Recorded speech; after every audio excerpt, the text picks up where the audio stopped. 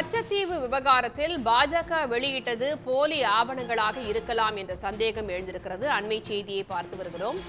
கச்சத்தீவு விவகாரத்தில் பாஜக வெளியிட்டவை போலி ஆவணங்களாக இருக்கலாம் என்ற சந்தேகம் எழுந்திருக்கிறது. ஒன்றிய அரசு பதில் மூலம் கச்சத்தீவு விவகாரத்தில் பாஜகவின் மோசடி அம்பலமாகியிருப்பதாக காங்கிரஸ் கூறியுள்ளது.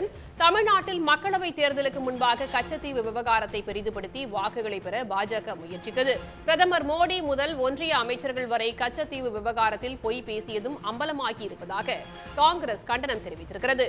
கச்சத்தீவு விவகாரத்தை பெரிதுபடுத்துவதற்காக பாஜக செய்த முறைகேடுகள் குறித்து நீதிமன்றத்திலும் முறையிட காங்கிரஸ் முடிவு செய்திருக்கிறது. தேர்தலுக்காக பாஜக பொய் பிரச்சாரம் செய்திருப்பதாகவும் காங்கிரஸ் குற்றச்சாட்டை முன்வைத்திருக்கிறது.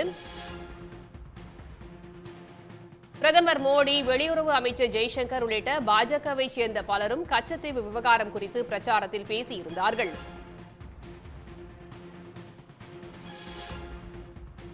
இது வரைக்கும் உலக வரலாற்றில், இந்திய வரலாற்றில், உலக வரலாற்றில் ஒரு பிரதமர், ஒரு வெளியுறவுத்துறை அமைச்சர், ஒரு தலைவர்கள் இப்படி அப்பட்டமா இது ஆள்மாறாட்டத்திற்கு சமம், ஒரு இல்லாத செய்தியை இருக்கிறதா ஒரு அகர்வால் என்பவர் கையெழுத்து போட்டு கொடுத்துருக்கார். எக்ஸ்டர்னல் அஃபேர்ஸ் உடைய அண்டர் செக்ரட்டரின்னு சொல்கிறாங்க. ஆனால் அந்த அகர்வால் அந்த டிபார்ட்மெண்ட்லே கிடையாதுன்னு சொல்லுது அறிக்கை. எப்படி இது மாதிரி திருட்டுத்தனத்தை பண்ண முடியும்? இதெல்லாம் யார் பண்ணுவாங்க? ஒரு தலைவர்கள் பண்ற வேலையாது? அப்ப இந்த தலைவர்கள் பண்றதுக்கு மோடி ட்வீட் போடலாமா? எக்ஸ்டர்னல் அஃபேர்ஸ் மினிஸ்டரா இருக்கிற ஜெய்சங்கர் படித்தவர் தான், அவர் ஐஎஃப்எஸ் ஆபீசர் தான், அரசியல்வாதியாக வரல. அவர் எப்படி பத்திரிகை மத்தியில் அதை பேசுறாரு? அப்ப எப்படின்னா மோடியும் பாஜகவும் உண்மையே பேசாது, உண்மைக்கு எதிராக, உண்மைக்கு புறம்பாக உள்ளதை இட்டு கட்டி மக்களிடம் திசை திருப்புகிறார்கள். இது ஒரே ஒரு ஆதாரம் போதும் இவங்க பேசுறதெல்லாம். அது எருமை அரசியலாகட்டும், பாகிஸ்தான் அரசியலாகட்டும், ராமர் கோவில் அரசியலாகட்டும், எந்த அரசியல், இடஒதுக்கீடு அரசியலாகட்டும் பேசுறது அது உண்மையே இல்லாதவர் மோடியும் பாஜகவும் என்பதை இந்த ஒரே ஒரு அறிக்கைக்கு போதும். இதை பத்திரிகையாளர்கள்லாம் மக்கள்கிட்ட எடுத்து சொல்லணும்.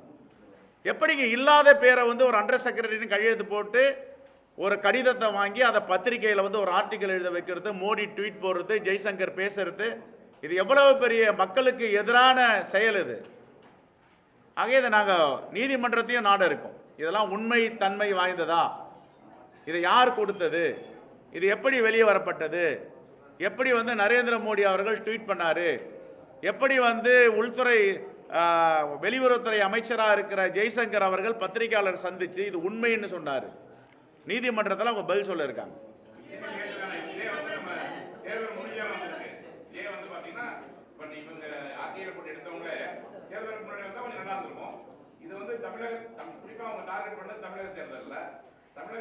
இல்லைங்க சார், எங்களை பொறுத்த வரைக்கும் தேர்தல் வாக்கு வங்கி அரசியல்லாம் எங்ககிட்ட கிடையாது. இந்த தேசத்திற்காக இருக்கின்ற தலைவர் தான் எங்கள் தலைவர்கள். நான் சொல்றதெல்லாம் ஒரு பிரதமரும், ஒரு வெளியுறவுத்துறை அமைச்சரும், ஒரு அரசியல் தலைவரும் இப்படி அநாகரிகமான செயலை செய்யலாமா? ஏமாத்தலாமா? இது சீட்டிங்ல, இது ஃபேப்ரிகேட்டட்ல, இது எப்படி பண்ணலாம்? அது இதுக்கெல்லாம் பதில் சொல்லுங்க அண்ணாமலையும் ஜெய்சங்கரையும் மோடியும். நாங்கள் இதை கண்டிப்பாக இதை நீதிமன்றத்துக்கு எடுத்துட்டு போயிட்டு இதை என்ன உண்மை தன்மை இருக்குன்னு கேட்க போறோம். உடனுக்குடன் செய்திகளை தெரிந்து கொள்ள சன் நியூஸ் பெல் ஐகானை கிளிக் பண்ணுங்க.